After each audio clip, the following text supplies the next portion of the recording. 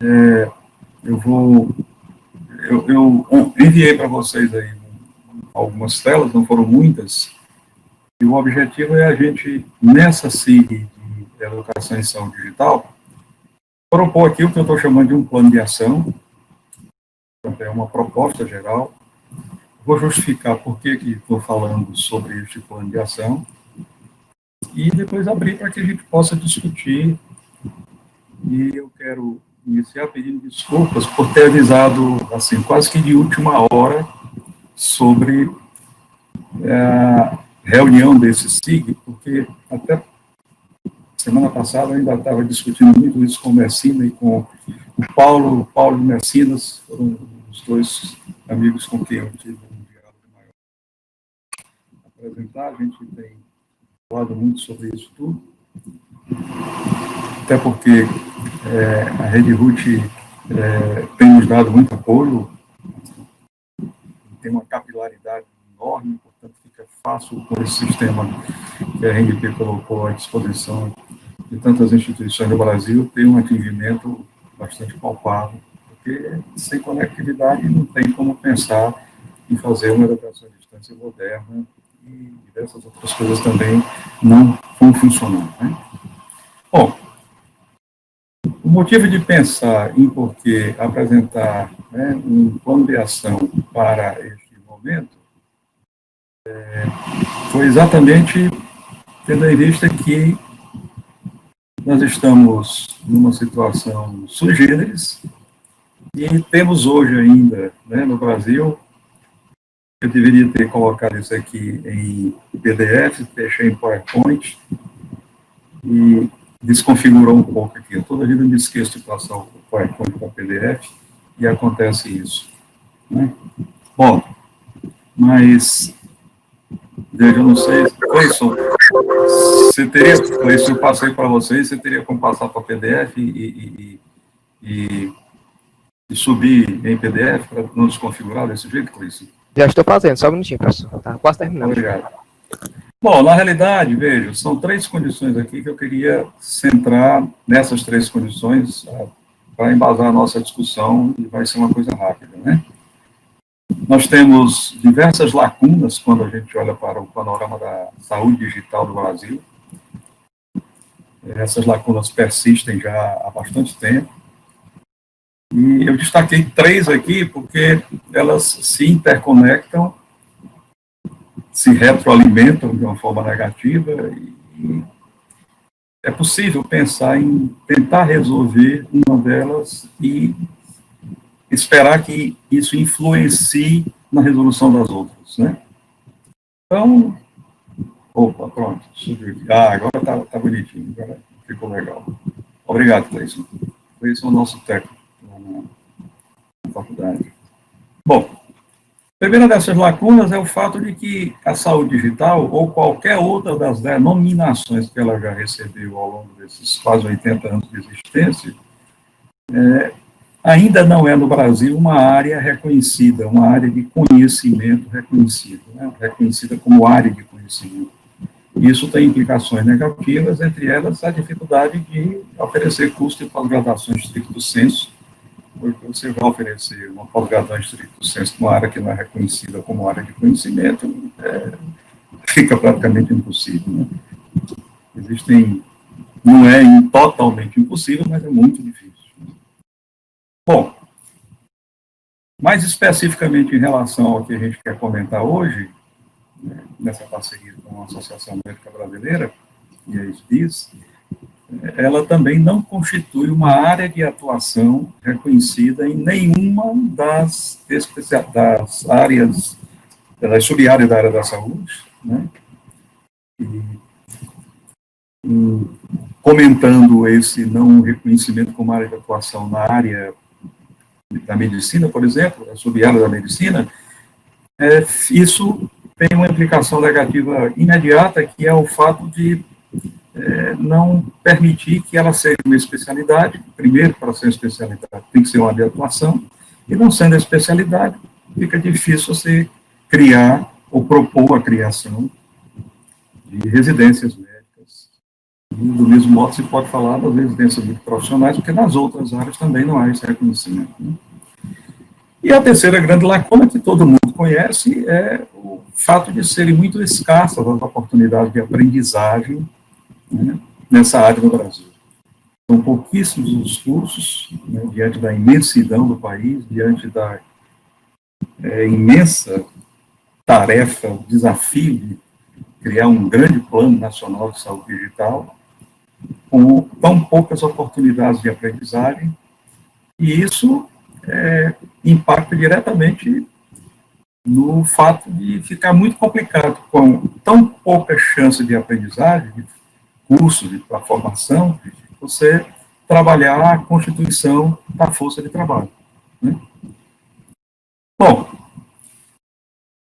na realidade, algumas premissas para resolver essas lacunas, entre outras lacunas que existem, estou citando essas três, pelo motivo que já comentei, elas se entrelaçam muito.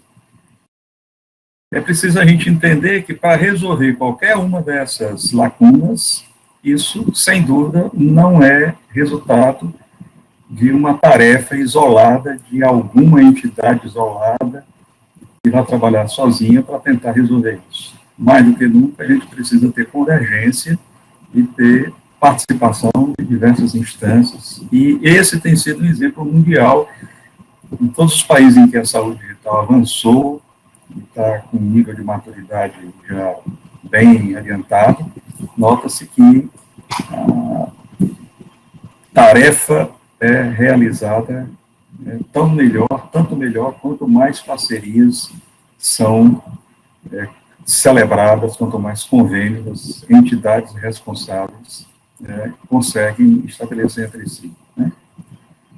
E aí, é preciso também entender que é preciso ter uma ideia muito clara das necessidades e, sem dúvida, a partir daí, selecionar apoiadores. Haverão apoiadores que estarão implicados logo no início. Aqui, claramente, a gente não tem como deixar de pensar que Rede RUD, né, Associação Médica Brasileira, a BTMS, parceria das universidades, né, são entidades que, entre outras, são entidades que têm que estar na linha de frente logo no início disso. Né? Bom, e aí, feito isso, a gente precisa agora pensar também, considerar também quais são as ações que a gente precisa desencadear para ver essas lacunas e outras que podem ser mencionadas depois começarem a ser resolvidas, começarem a ser suplantadas, né, superadas. Sem dúvida que qualquer proposta para superar essas lacunas que não passe pela educação, e atualmente, no momento, por diversas razões, sem utilizar ensino virtual, vai ficar com muita dificuldade de ter sucesso. Eu sempre me coloco de forma muito crítica quando eu vejo alguém falando, em vez de falar educação, fala em treinamento, em capacitação, tá? Porque treinamento e capacitação é para quando você já tem uma base de conhecimento formado. Você imagine a situação de um interno que está no I4, no último semestre, e quando ele coloca o pé no mercado de trabalho, vai trabalhar num posto de saúde, e lá se depara com um instrumento chamado prontuário eletrônico do paciente. E nos 6 anos de curso, ele nunca viu um prontuário eletrônico na frente dele. Talvez tenha visto um módulo de prescrição. E vai ter que trabalhar com um prontuário eletrônico. E aí você acha que basta dar um treinamento com um cristão desse, com um profissional desse, e ele, em 15, 20 dias, vai estar sabendo fazer tudo direitinho, etc. Eu creio que o caminho não é bem esse. Né? Novamente, a experiência internacional tem mostrado que hoje há uma tendência de já começar a ensinar essas coisas, não apenas prontuário eletrônico, já nos cursos de graduação. E o que nós deveríamos pensar é que aqui há uma outra lacuna que não foi mencionada aqui, que é o não existir a obrigatoriedade de ensino da saúde digital nas graduações das áreas da saúde neste país. E isso é outra lacuna que precisa ser superada. Bom, se nós sabemos, se nós acordarmos com tudo isso e que o caminho é educação e utilizar o ensino virtual para isso, educação institucional, como queira, né? O que a gente precisa é pensar quando e como, né? Ou, aliás, quando e onde, né? Porque o como já está respondido aqui em cima. Bom, o que é que nós temos hoje já identificado como proposta? A Sociedade Brasileira de Informática em Saúde, desde 2018, encaminhou uma proposta para que a saúde digital, na época eles encaminharam com o termo informática médica, fosse aprovada como área de atuação em medicina. Esse processo começa na ANB, mas precisa depois ir para uma instância maior, onde lá estão presentes o Conselho Federal de Medicina e a Comissão Nacional de Residência Médica. Eu até convidei o presidente dessa comissão, o coordenador dessa comissão, o doutor Florentino Cardoso, mas ele deve estar muito ocupado, não teve condição de participar, de estar presente aqui, eu não identifiquei aqui, realmente eu acho que não pôde entrar. Bom, o fato é que a Associação Médica Brasileira constituiu uma comissão, chamada Comissão de Informática Médica, como era o nome do documento, e na primeira reunião, eu lembrei que logo depois que havia sido dada a entrada da ANB desse documento, a Organização Mundial de Saúde tinha proposto que todas as denominações existentes até então fossem, recomendou isso numa resolução, fossem substituídas e unificadas em nível mundial pela denominação saúde digital. De um lado, isso ajudaria a resolver o problema, né, da barreira semântica, porque ficava um monte de nome para dizer a mesma coisa, e um dizia isso, outro dizia aquilo, isso está dentro daqui.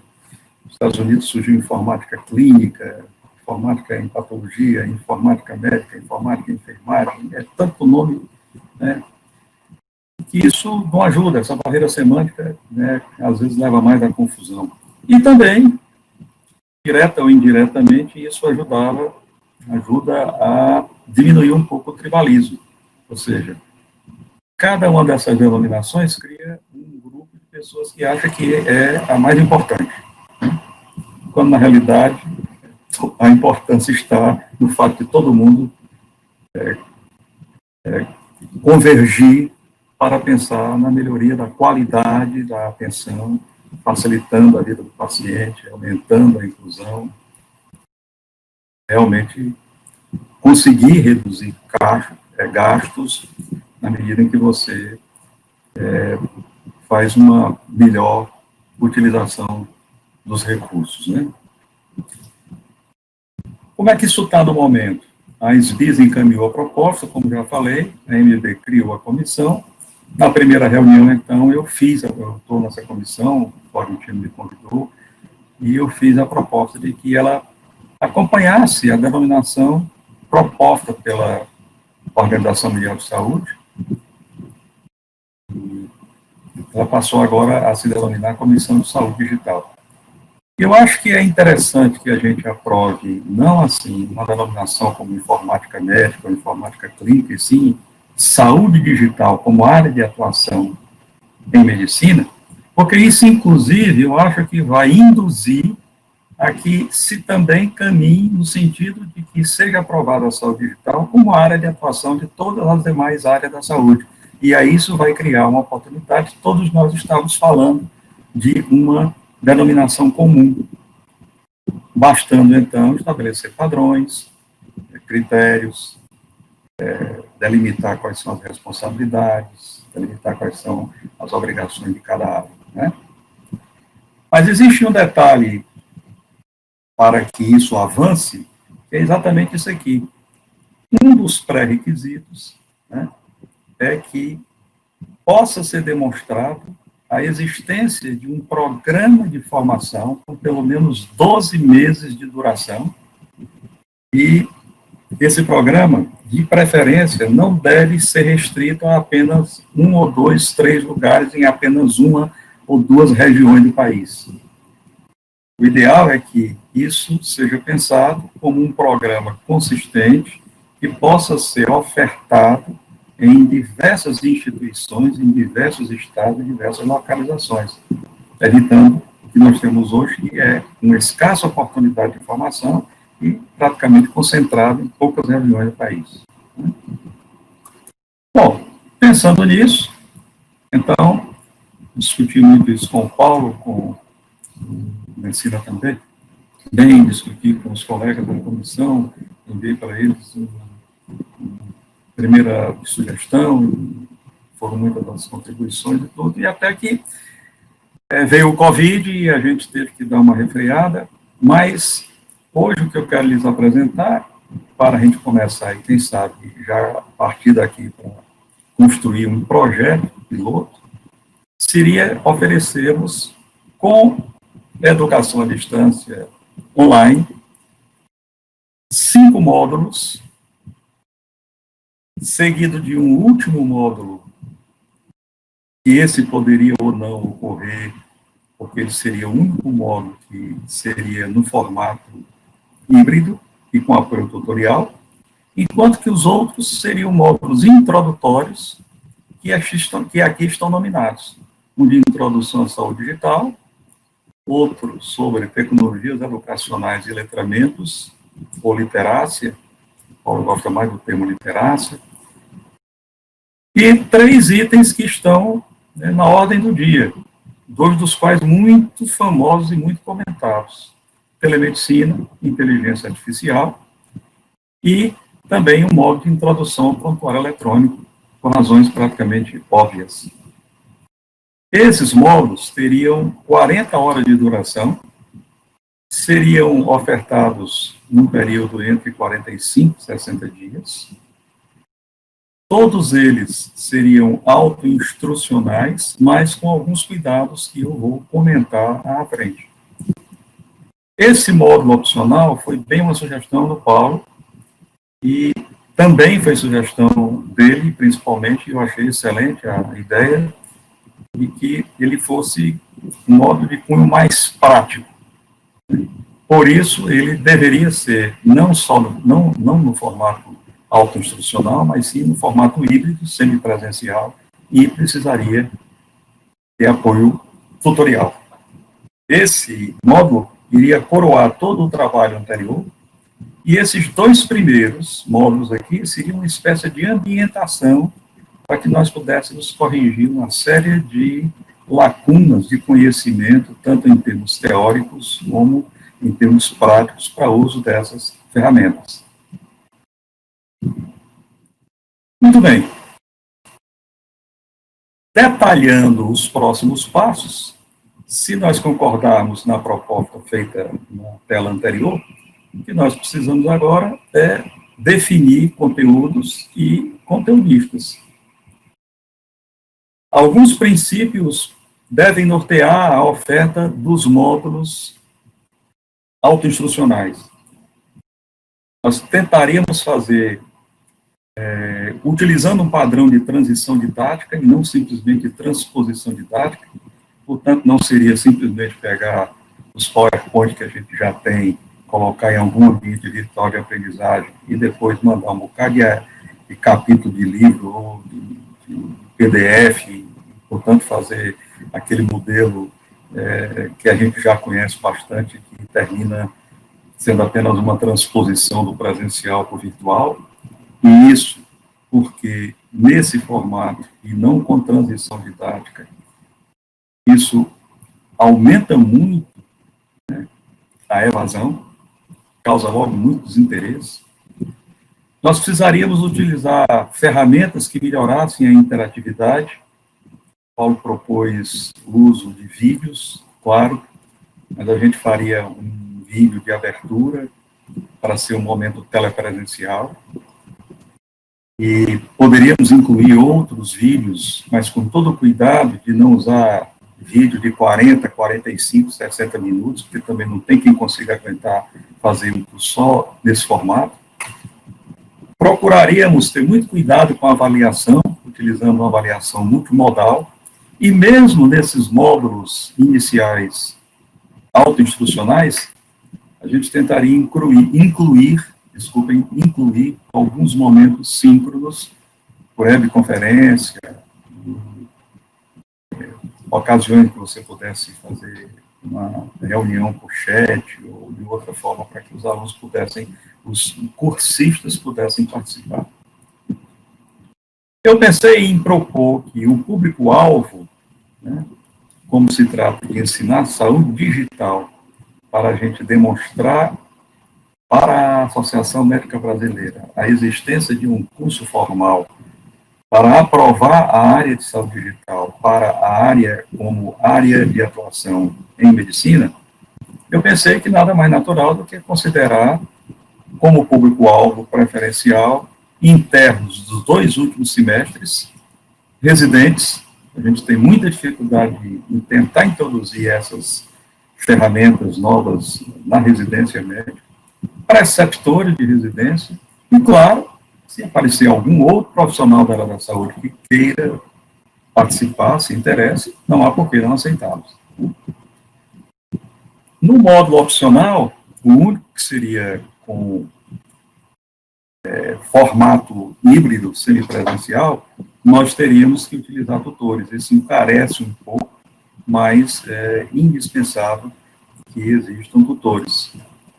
Mas veja, os próprios preceptores que fossem sendo egressos desses outros módulos poderiam depois fazer um curso de formação de tutores e já serem preparados para atuar nesse próximo módulo. Tendo em vista, a gente sabe que não existe essa fartura de tutores para trabalhar com educação à distância na área da saúde.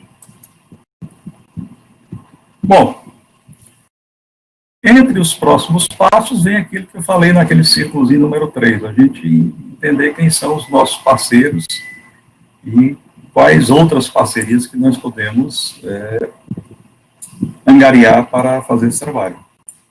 Nós temos definidos aqui, né, o Comitê de Prospecção da ANP, foi lançado semana atrasada, se não me engano. A ANB, claro, que é onde está a proposta. A SBIS, que fez a proposta, né? E aqui o Comitê de Prospecção, a Rede RUT, e aqui nosso SIG de Educação em Saúde Digital. E outras instâncias poderiam ser contactadas, né? A BTMS, né, que o Messina agora é o presidente em exercício, sem dúvida, né? A CEGETES, eu acho que poderia também, a UNASUS, a gente poderia tentar conversar com eles, tem feito um trabalho muito grande com a educação à distância na área da saúde para oferta de cursos de especialização de saúde da família. E esse seria um projeto que estaria aberto a outras adesões.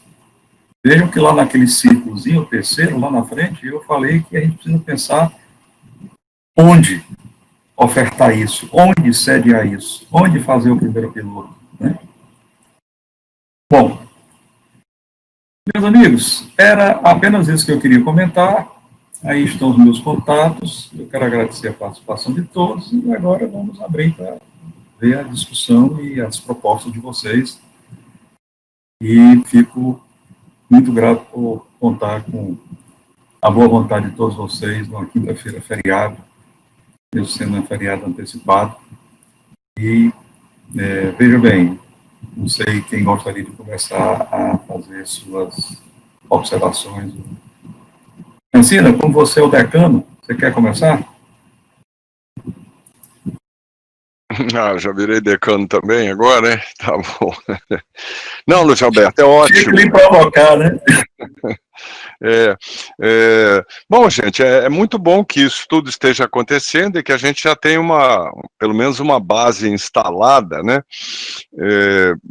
Bem ampla, né? Embora vários estados que têm também unidade RUT ainda estão muito tímidos, né? Estão muito tímidos, muito longe da situação, ou apenas olhando para o seu umbigo, né? Então, o que a gente gostaria é que isso tornasse mesmo uma prática colaborativa, né? E que pudesse prosseguir em todos os estados, né? Bom, alguns aspectos, assim, primeiro, essa questão da AMB colocar que a gente precisa ter uma demonstração de 1 ano, quer dizer, isso para mim nunca ficou muito claro, não, Luiz Roberto, no que diz, quer dizer, porque, por exemplo, se a gente olhar, nós já estamos só na RUT há 14 anos falando sobre saúde digital, né? E não estamos só falando, mas tem atuação diária que tem conscientizado e trazido, né, essa nova consciência para uma classe bem ampla de profissionais da área da saúde.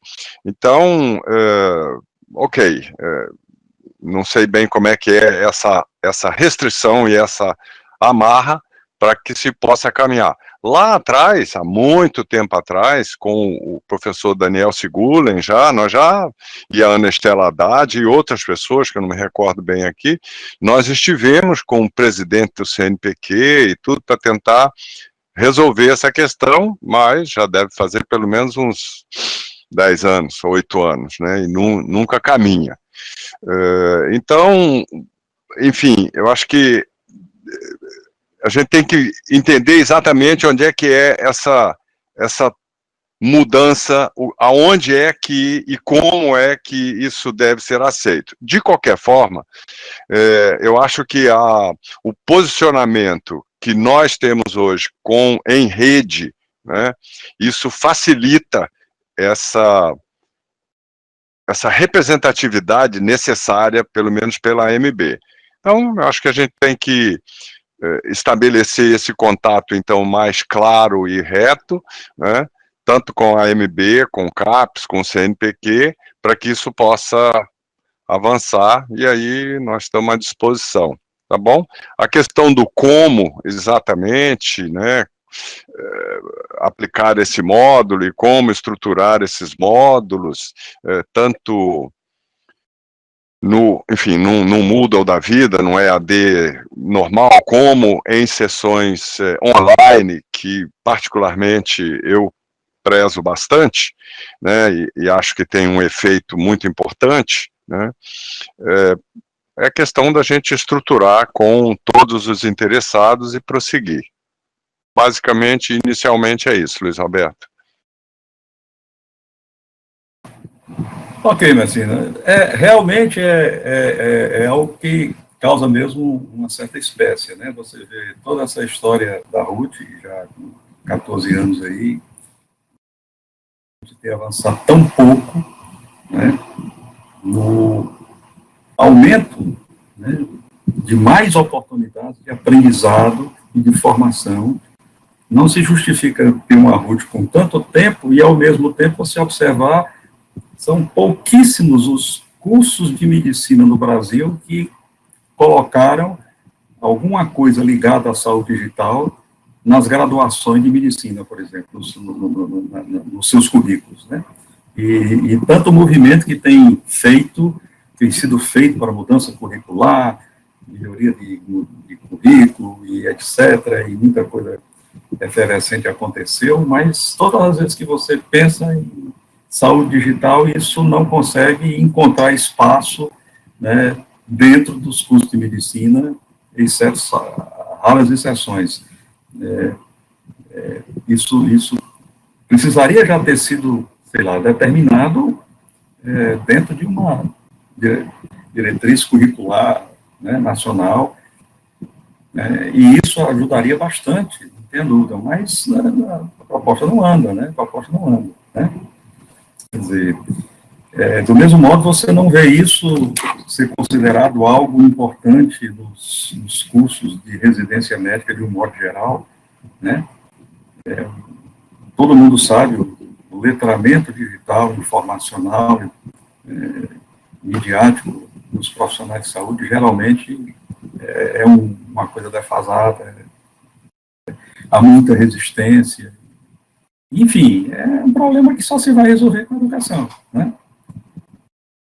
Então, a proposta de agora aproveitar essa situação da pandemia, que está fazendo todo mundo começar a reconhecer que realmente é possível fazer, né, educação utilizando tecnologias educacionais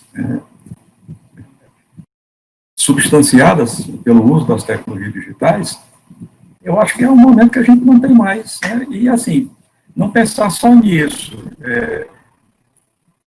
pensar nisso e, ao mesmo tempo, isso reunir aquelas três situações, aquelas três lacunas, porque eu acho que essas principais lacunas, se a gente encaminhar alguma ação para desatar uma delas, está compreendendo, não tenha dúvida que seguramente a gente consegue avançar em outras. Mas eu não quero ficar falando sozinho aqui, não. A professora Zilma está pedindo aqui a palavra. Professora Zilma, prazer tê-la aqui conosco. Por favor, faça a sua intervenção, por favor, professora Zilma, por gentileza.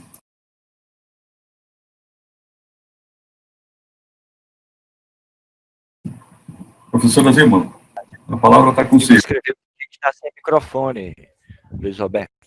A Zilma escreveu aqui, estou sem microfone. Ela está sem microfone. Bom, ela pediu para falar, de qualquer maneira, rapidamente, da experiência da Universidade Federal de Minas Gerais, que é um dos poucos locais no Brasil que a gente sabe que tem esse trabalho, né? Bom, veja, mas o que a senhora quiser mandar aqui pelo chat, pode fazer isso. O Paulo Lopes, você quer fazer alguma... Você ajudou muito na organização desse documento que eu mandei para vocês. Você quer colocar alguma coisa, Paulo, por favor? Quer dizer, até tenho, né? Eu acho que na proposta aí, eu acho que tem três aspectos, né? Quer dizer, dois aspectos. Um, por que a gente escolheu esses temas telemedicina, prontuário eletrônico e ciência de dados e IA? Porque são temas, assim, que nunca saem de moda, né? É o pretinho básico da moda em informática e em saúde. Mas não é que exatamente são, porque esses são os conteúdos, essas coisas que tem que fazer, são só motivadores, talvez, de alguns outros temas, né, importantes e direcionadores. Eu também tenho uma ideia de que a gente andou discutindo ao longo dessa construção aqui, eu e o Luiz, que seria muito importante que, apesar a gente começar pelo conteúdo, a gente tivesse, na realidade, um foco em conhecimento, habilidades e atitudes que foquem em diversos tipos de profissionais, né? Aqui, profissionais não quer dizer dentro da área de saúde, né? O médico, o enfermeiro, o fisioterapeuta, o odontólogo. Na realidade, o papel que esses profissionais desempenham dentro do sistema. Um papel mais de construção de tecnologia, desenvolvimento de tecnologia, um papel mais de gestor dessa tecnologia, desses serviços mediados por tecnologia, e um papel do próprio profissional que está utilizando essa tecnologia. Então, a gente está definindo aqui, grosseiramente, de um perfil tecnólogo, um perfil operacional e um perfil clínico. Em cada um desses temas, eu acho que tem questões diferentes em termos de habilidades, atitudes e conhecimento para esse grupo de profissionais, né? Então, apesar do conteúdo ser o mesmo, o peso que a gente vê de importância para cada um deles é diferente. E eu acho que isso cabe nesses três conteúdos.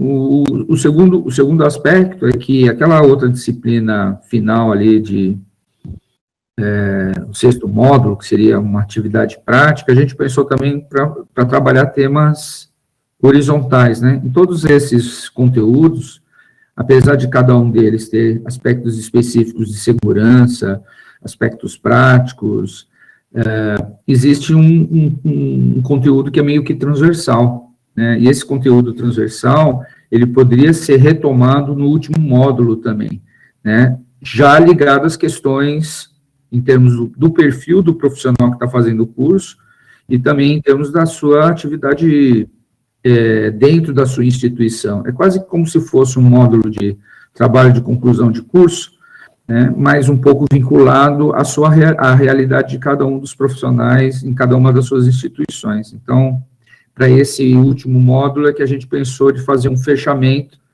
trazendo um pouco mais de peso dos conteúdos para aquele tipo de profissional e também temas que são tratados de maneira transversal, mas dentro da realidade prática do profissional. Por isso que a gente fez esse fechamento aí nessa última disciplina. Lógico que tudo isso dá trabalho, mas do ponto de vista pedagógico, ele faz um sentido aí bastante importante. Sem dúvida, Paulo, obrigado. Concordo com todas essas coisas que você falou, sem dúvida, né? Agora, veja, no início eu fui bem claro também colocando que isso aqui é para ver se a gente dá um pequeno empurrão na proposta que está parada lá na Associação Médica Brasileira e que não irá para frente se a gente não tiver como cumprir essa exigência que é ter esse programa de duração de um ano. Agora, vocês imaginem... Mas, Luiz, só deixa eu complementar uma coisa, quer dizer, lógico que você e outros aqui, como profissionais médicos, e das suas relações, tem um foco na área de medicina. Não estou absolutamente... Isso, na realidade, eu só tenho a agradecer, porque vocês estão fazendo a ponte com as instituições que cuidam desse perfil. Mas o curso ali, quer dizer, a proposta de formação ou de capacitação, ainda a gente precisa definir um pouco essa nomenclatura, ele é pertinente a todos os profissionais. Então, seria importante também ter outros profissionais aqui, que também, como você, liderassem essas propostas em outros órgãos que são das suas entidades, né? O odontologista, o odontólogo, o enfermeiro, levar isso para as suas entidades que regulam também essa questão da formação profissional, né? Mas eu não acho que é uma proposta só voltada à MB. Eu acho que tem que começar com a MB, é uma proposta básica para a gente, todo mundo sentar na mesa e todo mundo contribuir com uma proposta básica, não que ela seja única, mas ela é como se fosse uma estrutura dorsal e que pode e deve ser levado para outros profissionais também. Alguém comentou aqui que isso deveria envolver outras profissões além dos médicos. Com certeza. Né? Então, só queria também chamar a atenção isso das pessoas. Embora o Luiz esteja também falando da MB, ela não é uma proposta que se aplica só ao conteúdo mágico. Aliás, a gente nem definiu o conteúdo, a gente só definiu uma estrutura básica, uma forma básica, rápida, curta, de tentar criar uma espinha dorsal, sair daquela teoria que a gente estava e tentar passar para uma prática. O Diniz quer falar, Luiz. Pois não. Não, concordo com você, concordo. Bom, o Diniz está pedindo para falar, mas a professora Zilma tinha pedido antes, e agora ela digitou aqui que está com o microfone. Então, Diniz, logo depois da professora Zilma, você faz sua intervenção, por favor. Professora Zilma, por gentileza. Bom dia a todos, obrigada, professor Roberto, que bom voltar a esse grupo, né, estar participando. Eu queria falar rapidamente aqui, na verdade eu estou participando também em nome da SBIS, mas a gente tem uma experiência na UFMG, bem interessante, já de alguns anos. Nós introduzimos uma disciplina na graduação. Essa disciplina, ela foi pensada com um conteúdo mínimo, com objetivos de aprendizagem. Ela tem funcionado muito bem. A questão é que ela é optativa, né? A gente ainda não conseguiu, nós estamos aguardando a próxima reforma curricular para que ela seja oficializada como parte da formação dos médicos. E todo esse conteúdo, ele teve uma discussão inicial, na verdade, isso aconteceu em um TBIS, e teve uma influência muito grande das experiências da Universidade do Porto, né? A Universidade do Porto tem lá na Faculdade de Medicina 3 disciplinas de graduação, além de uma pós-graduação com o foco em informática médica. Então, o professor Ricardo influenciou muito, né? Assim, a gente pegou professor Ricardo Correia, quem não conhece, né? É o professor da Universidade do Porto. Então, surgiu de uma conversa entre o Domingos, entre mim, né? E o professor Ricardo. E com essas experiências trocadas, a gente fez um conteúdo mínimo, e há 2 anos nós ofertamos, então já são 4 semestres, uma disciplina de graduação, no qual nós elegemos e estamos melhorando a cada semestre, né, qual seria esse conteúdo mínimo de informática. Ela tem o nome de Informação e Decisão em Saúde. A gente não quis colocar o nome de saúde digital nem informática, porque a gente queria que realmente o futuro médico, né, achasse que aquela disciplina é muito importante para ele tomar decisão, né? Então, a importância da informação de qualidade, a importância de registrar bem, e nesse mote da informação para tomar decisão, nós colocamos todos os conceitos que a gente acha essenciais para a formação do médico. Então, essa é a nossa experiência em graduação. Em pós-graduação, aí a disciplina tem o nome de Informática Médica, ela já existe há mais de 5 anos, ela tem, assim, um enfoque maior em base de dados, em pesquisa, em como elaborar base de dados, como usar dados, né, assim, ela é um pouco mais, vamos dizer, intensa, né, com informática, e ela é dada por um professor da informática e um professor da medicina. Então, essa é uma característica interessante, a gente conseguiu juntar docentes, né, docente da área de saúde e docente da computação, para elaborar esse conteúdo e ministrar conteúdo, tá? Então, o docente da área da computação, ele participa da disciplina de pós-graduação. E com relação ao Hospital das Clínicas, né, eu vi que o professor Luiz Roberto falou muito bem, né, o nosso aluno chega lá no cenário e ninguém falou para ele como usar o prontuário eletrônico, e ele tem que, senha para lá, terminologia para cá e tal. Então, o Hospital das Clínicas da UFMG já faz também, há pelo menos uns 3 anos, um curso introdutório para os residentes. Não é o ideal, mas pelo menos ele tem um curso introdutório. Esse curso introdutório, primeiro era presencial, mas era assim, um presencial para 400 residentes, a gente fazia turmas e a gente acabou passando isso tudo para EAD.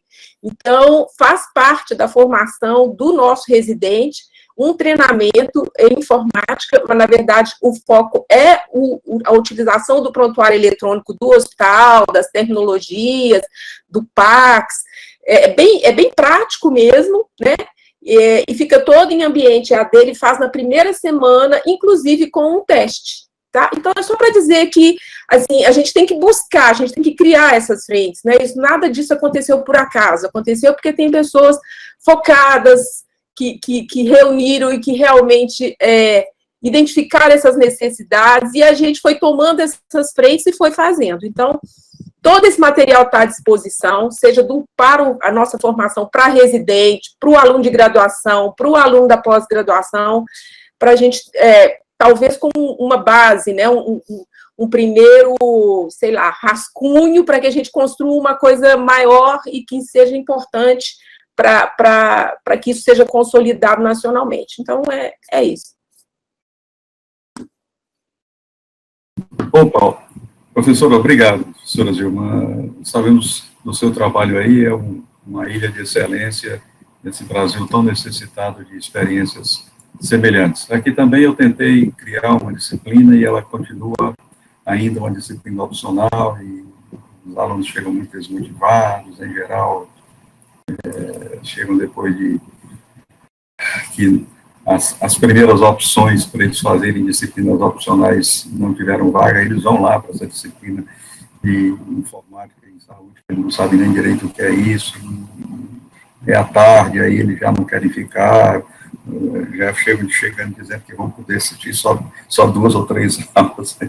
É uma dificuldade. E eu aprovei também na pós-graduação, uma disciplina, mas quando eu estava me preparando para ofertar pela primeira vez, a pandemia chegou e parou tudo, com paciência. Bom, quem está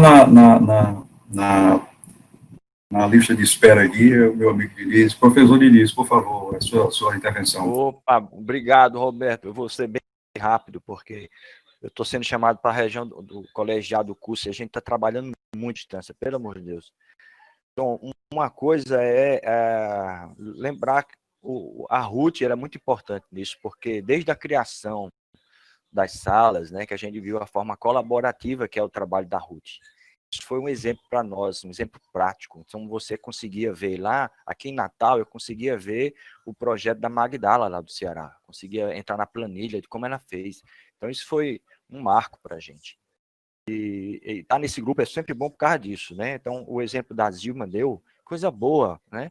Então, ela já está dizendo ali, ó, um monte de coisa que ela falou que vai ser uma solução para nós, né?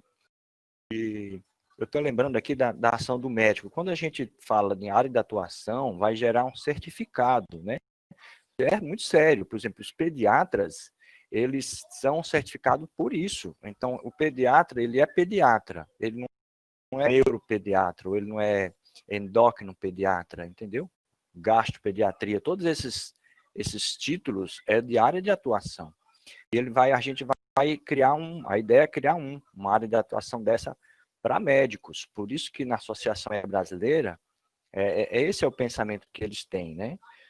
Então, por isso que eu vejo essa dificuldade de pôr multiprofissional e certificar com a área de médico, entenderam?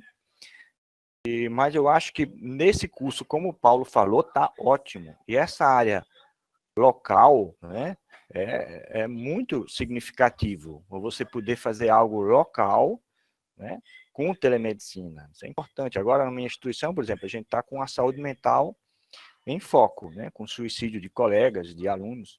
Então, com certeza vai ser alguma coisa nessa área aqui no local. Isso é social, que a Organização Mundial da Saúde já fala nisso. Era isso. E dizer que quando é multiprofissional sem o médico, fica frágil, né? Quando é multiprofissional com o médico junto, aí pronto, tá resolvido. Eu só fico preocupado em certificar como área de atuação. Era isso. Ok, Diniz, muito obrigado. Rapaz, esse é um exercício que a gente vai ter que ir desenvolvendo, né, ao longo do tempo. Vai ser fazendo e aprendendo, aprendendo e fazendo. Na verdade, eu acho que... eu gostaria de comentar. Pois não, o Paulo fez uma colocação muito feliz, que é dizer que, veja, a ênfase é que é diferente, está compreendendo, para cada uma das áreas, né? Quer dizer, mas existe um substrato comum que todo mundo precisa entender, mas é diferente na sua ênfase, dependendo da área que as pessoas estão...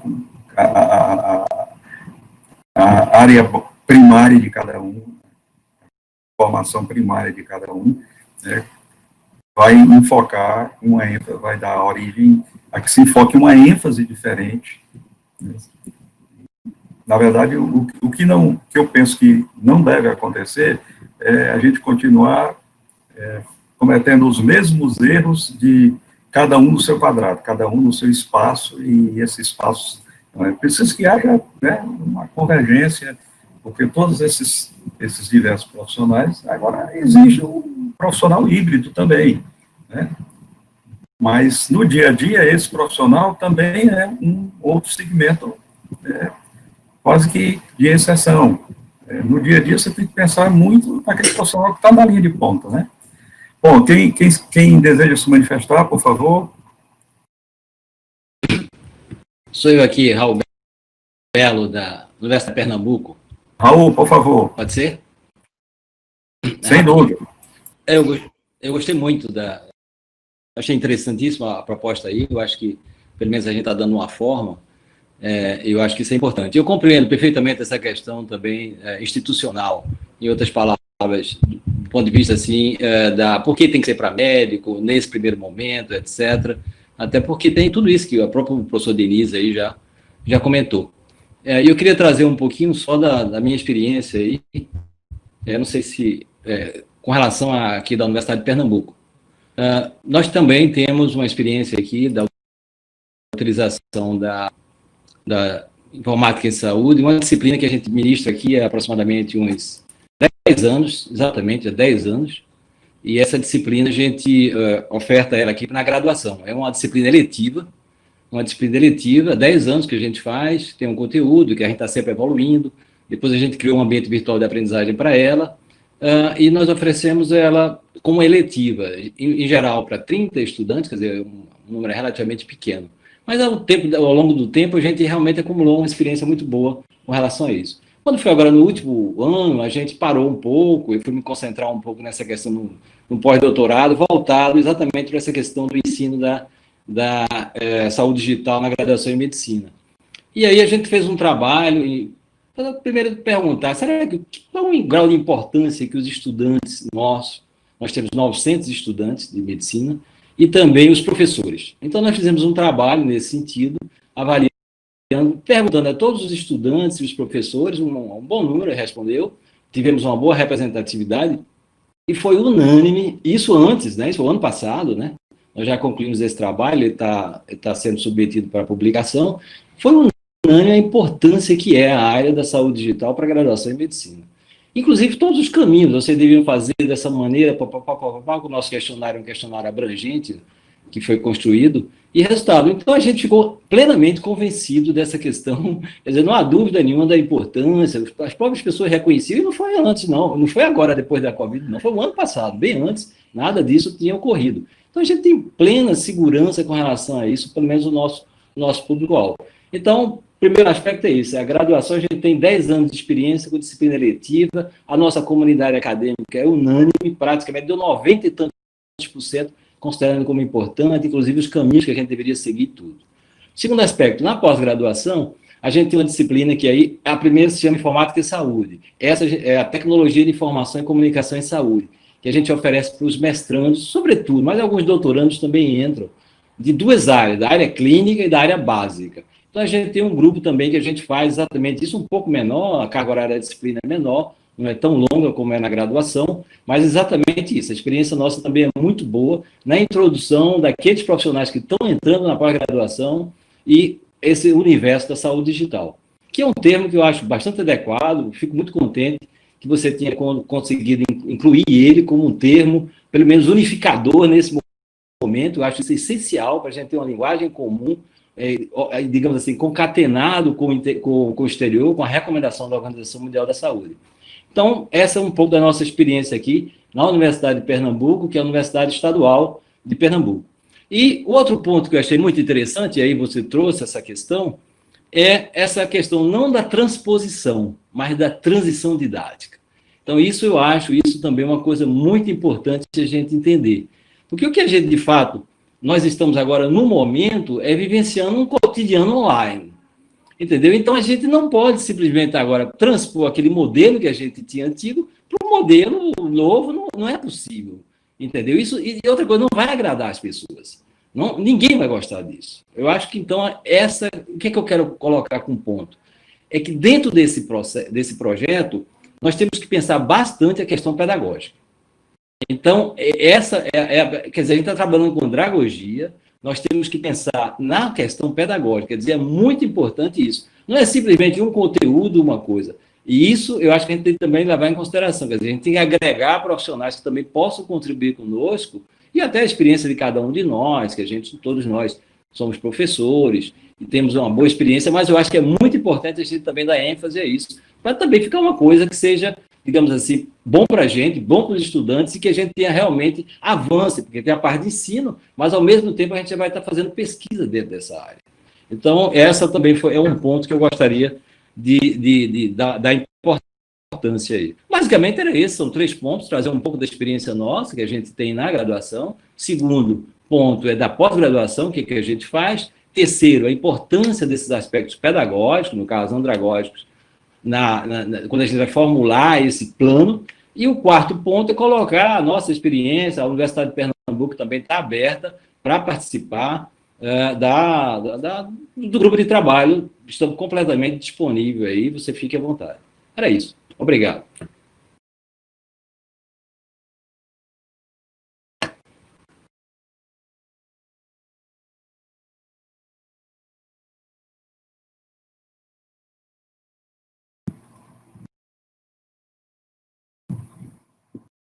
Ok, professor Raul, obrigado. Desculpe aí, teve uma interrupçãozinha aqui, porque o meu som desconectou e eu consegui conectar novamente.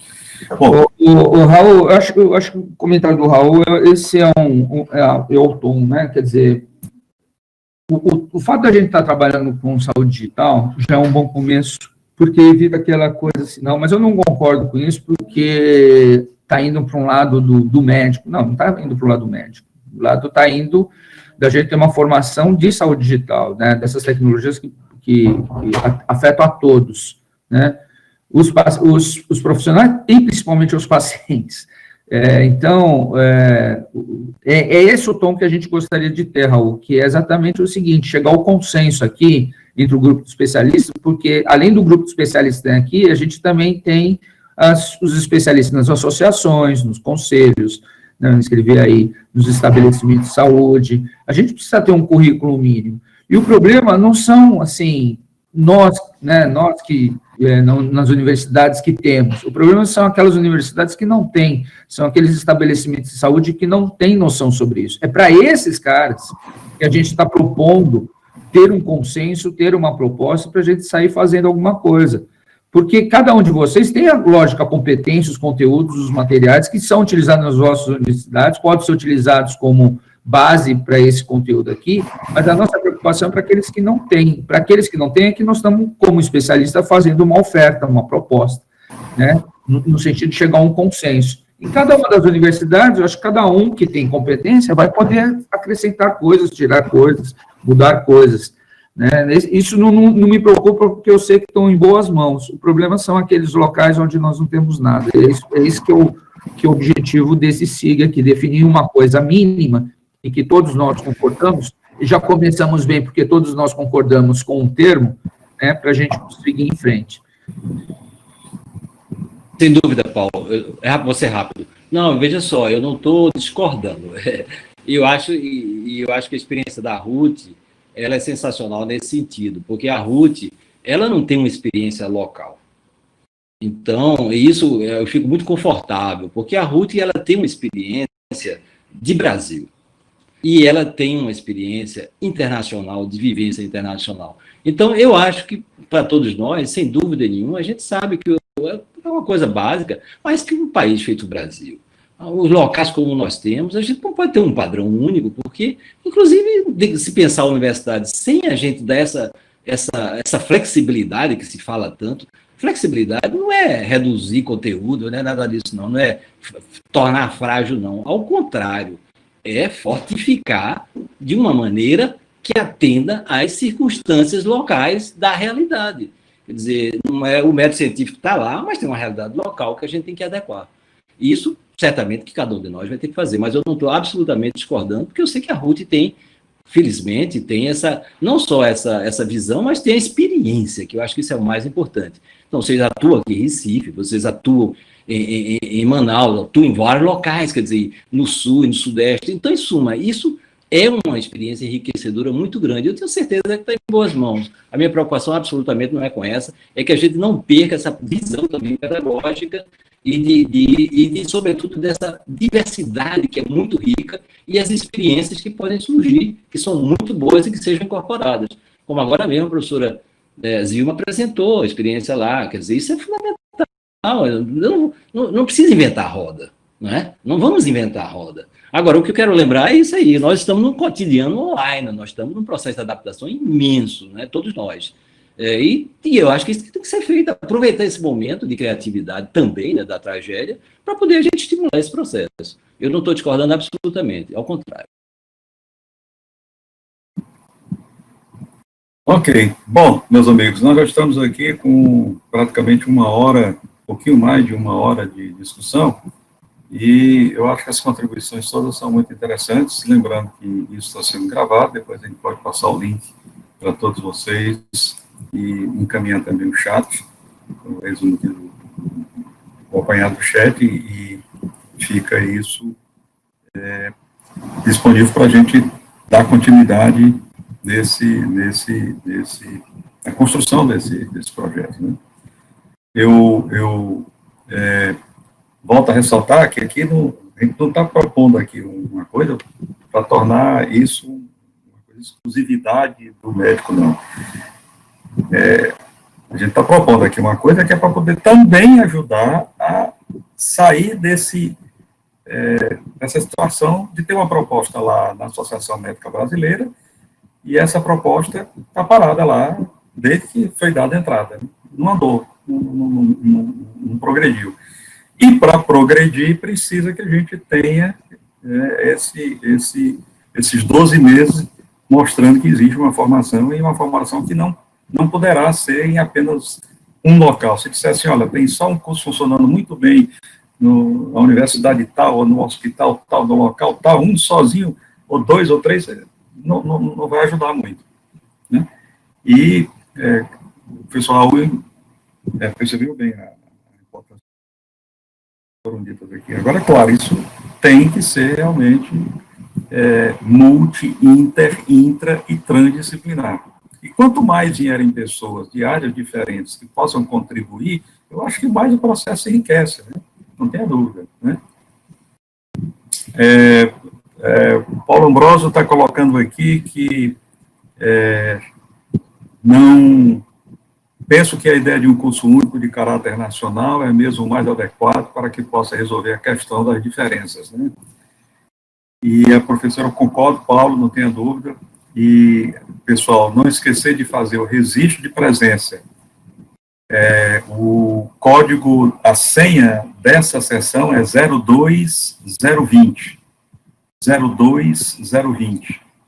E o endereço está aí na tela, compartilhado, www.rnp.br/presenca, sem o C cedilha, é claro, e o código é o 02020. Então, não esqueçam de fazer o registro de presença nessa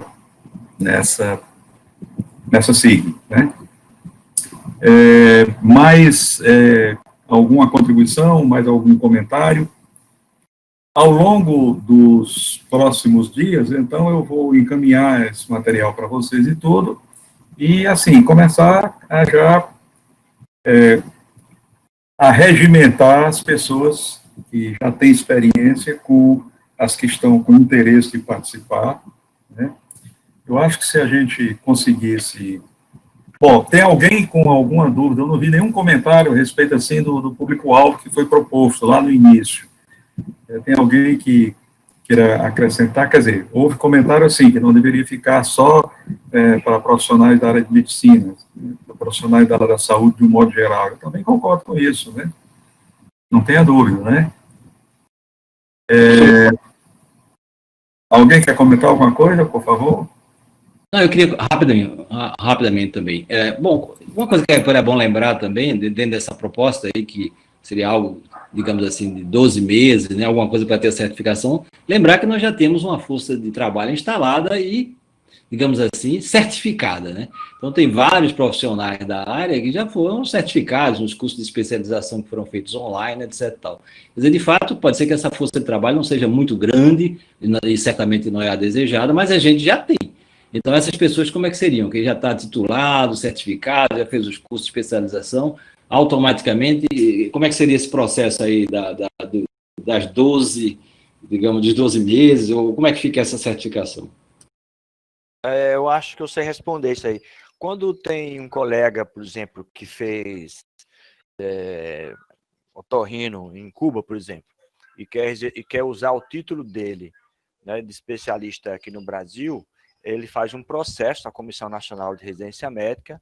A Comissão Nacional de Residência Médica manda para algum programa do Brasil, e aí o supervisor daquele programa vê, né, com base no currículo que o médico tem, né, das atividades teóricas e práticas, se ele tem a competência igual a um brasileiro, entendeu?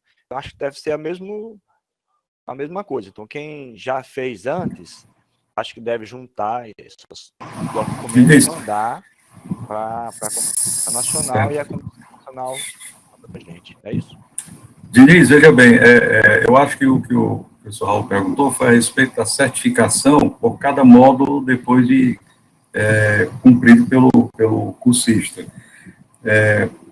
Isso, numa parte do documento maior, eu tinha colocado, e o Paulo achou que não seria conveniente nesse momento falar isso, né?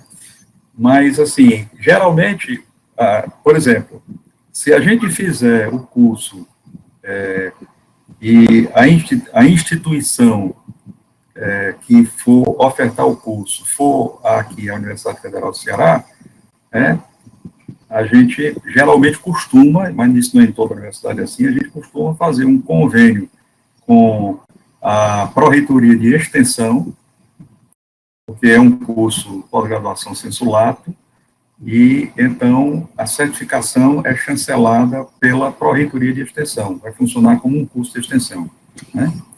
E o processo de fazer convênio com as diversas entidades é muito fácil, porque é um formulário que eles têm lá, que você tem que preencher, dizer o que cada um vai fazer, qual é a competência de cada um, etc, e tudo e tal, né?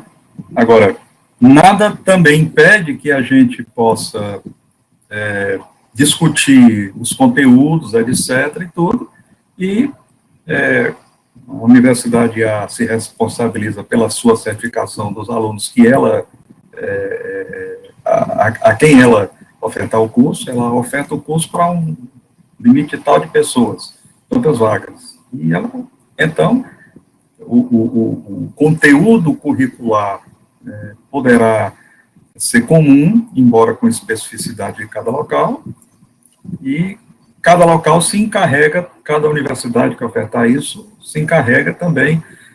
A certificação desses cursos chancelada pela universidade dá um valor, em termos de currículo, melhor do que na forma, assim, de cursos livres, né? Esses cursos livres, tem curso livre de 20... Aqui, a Pró-Reitoria de Extensão não aceita mais curso de 20 horas, só aceita curso que tenha no mínimo 40 horas, por isso é que eu vou ter os módulos de 40 horas, né? E falei muito aqui em transição didática, etc, e tudo, por causa da experiência que o núcleo que nós temos aqui, que trabalha com a educação à distância já há perto de 20 anos já, detém isso, tem uma equipe toda montada para fazer isso, mas cada entidade pode ficar à vontade para desenvolver o seu próprio curso na modalidade que quiser. Eu propus a transição didática porque a gente sabe que o curso com transição didática e no formato híbrido, semipresencial, geralmente é o que menos causa evasão. Isso é uma experiência, todo mundo que trabalha com educação à distância sabe disso. Os cursos não presenciais, quando eles são autoinstrucionais, eles geralmente, por diversos motivos, causam muita evasão, principalmente quando você pega um público-alvo que não tem experiência em ser aluno online, né? Falta de maturidade, dificuldade. Bom, mas, veja, eu acho que era isso que o professor Raul estava querendo dizer, de reconhecimento de uma determinada certificação. Como certificar, as pessoas fazerem um curso que não vai receber certificado nenhum, isso também influencia bastante para não criar interesse, né? De fato, era um pouco também o que o professor Diniz comentou, que seria o já existente, mas tudo bem, eu acho que foi esclarecedor. A Denise Zornoff está falando aqui uma coisa interessante, seria o piloto de uma disciplina nacional, mas no formato de curso de extensão? Sim, a ideia é exatamente essa, né? Oferecemos, tá certo? Um piloto, né, que seria para amplamente aberto, e isso provavelmente não, com certeza vai requerer que diversas entidades colaborem entre si, né? E é bom que haja essa colaboração, porque existem experiências diferentes e elas poderão, então, ser utilizadas, repassadas, aproveitadas, melhoradas, né? E essa, como diz o Paulo aqui, é uma proposta básica de formação, né? E que vai haver a possibilidade de acrescentar uma identidade local de cada um dos participantes, respeitado o que for acordado, né, como tema mais geral, é isso? Quer dizer, e proposta básica de uma formação, o Vinícius está perguntando, com significado para o médico. Eu acho que tem que ter significado para os profissionais da saúde, né, não apenas só para o médico, né?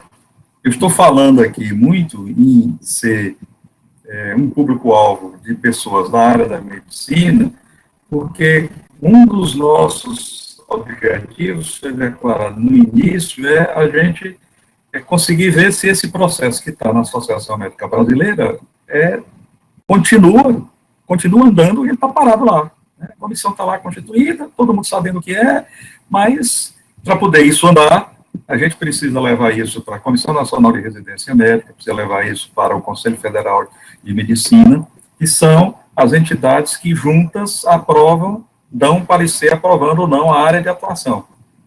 Agora, não significa que seja só essa a finalidade. Não, a gente quer que a saúde digital cresça em todas as áreas e com a participação de todos os contingentes da força de trabalho. Né? Esse aqui é o objetivo maior, mas em um dos pontos específicos a gente conseguir ter alguma coisa para que esse processo que está parado na AMB possa ter continuidade, senão ele não sai de lá, fica lá 10 anos parado, com a comissão lá sem poder fazer nada, porque não se tem como demonstrar que existe vários locais no Brasil onde já está sendo feito esse tipo de formação, essa preparação, etc. Né? Isso precisa ter duração de pelo menos um ano. Uma disciplina ofertada na pós-graduação, uma disciplina ofertada na graduação, isso aí não ajuda em nada a fazer que o processo de reconhecer saúde digital como área de atuação na medicina caminhe. O que vai ajudar é a gente demonstrar que existe essa formação, está compreendendo? Ofertada com duração de um ano, pelo menos, e em diversos pontos do país. É isso que é necessário. E se não for uma área de atuação, está compreendendo? O Paulo Ambrosio aqui perguntou, por que não já pensar na ideia de um curso de especialização? Engraçado, Paulo, eu realmente tenho aqui uma proposta dessa, eu estou com cerca de 70% disso já colocado no papel, escrito, pensado e tudo, mas veja, ofertar um curso de 360 horas é uma tarefa, está compreendendo, bem gigantesca e precisa ter um financiamento para botar um curso desse na praça, né? Quer dizer, eu estava, inclusive, já com 4 universidades interessadas em fazer isso em caráter interinstitucional. Tinha conversado isso também com o Paulo, tinha conversado isso. Agora, eu acho que isso agora é um segundo passo, né? Esse aí é um segundo passo, não é que não esteja dentro do universo que a gente contempla, não, né? São meses de preparação, como a professora Zilma colocou aqui, para colocar uma especialização dessa, né? Bom, muito bem, nós estamos agora com 1h23, quase, 1h20, mais ou menos, e eu queria nos encaminhar para que a gente pudesse fazer um fechamento, e eu acho que, nesse primeiro momento, eu acho que foi muito boa a participação de todos vocês, para que a gente possa ir trabalhando em conjunto. A ideia de uma especialização, de um curso de especialização, ela é uma ideia muito importante, não tenha dúvida, porque nós não podemos ficar somente nas graduações, sem pensar nas pós-graduações, e não tem como começar isso de forma muito diversificada. Mas eu acho que a gente pensar que agora, né, mandar um pouco anterior, e até assim, eu acho que se a gente conseguir ofertar isso para internos, residentes, etc., pode ser até que isso seja uma emulação para que alguém se interesse em fazer uma pós-graduação até senso estricto no futuro, despertar vocações, né? Que é o que a gente não tem. E olha que nós estamos num momento interessante, porque o Brasil hoje já tem aprovado cursos profissionalizantes em nível de mestrado e doutorado, a gente já podia pensar lá no programa de pós-graduação, e ambos profissionalizantes e com liberdade de utilização de educação à distância, né? Quer dizer, tem tudo a ver. O que falta mesmo, pessoal, é nós arregaçarmos as mangas e trabalharmos e colocarmos nossas cabeças para trabalhar em conjunto, né? Bom, mais alguma coisa? Mais alguma colocação? Mais alguma consideração? Só para finalizar aqui a minha participação. Pois não, Paulo, por favor. Obrigado, Luiz Roberto, por conduzir mais essa reunião. Acho que a Denise fez uma proposta aqui de colocar o documento no Google Drive para facilitar a edição colaborativa, né, adições, comentários. Acho que vale a pena a gente fazer isso, Luiz. E assim, eu queria dizer, na realidade, que o desafio é grande. Eu que tenho trabalhado com a pesquisa TIC Saúde e ver o problema da falta de recursos humanos na pesquisa, né, já tivemos aqui a oportunidade de ver essas pesquisas, latente essa questão da formação de recursos humanos, e a gente também olha o Cadastro Nacional de Estabelecimentos de Saúde, só na área de estabelecimento de saúde com ensino, são quase 4.000 instituições.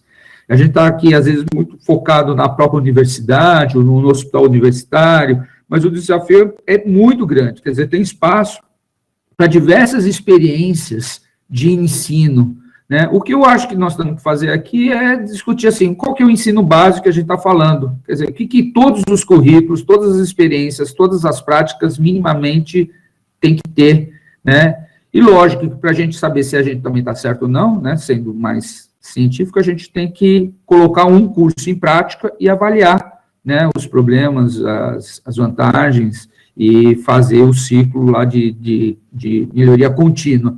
Então, é isso que está sendo posto aqui pelo grupo, né, nessa proposta que foi apresentada hoje, é o início de uma caminhada de dizer assim, qual é essa estrutura mínima. Como isso vai acontecer na prática, vai depender das janelas de oportunidade, né? Temos uma agora, que é essa que o Luiz Roberto está falando, mas dentro dos limites que cada um de nós temos, né, e a gente espera também muita contribuição de todos, tá? Muito obrigado, um abraço a todos. Ok, mais alguém?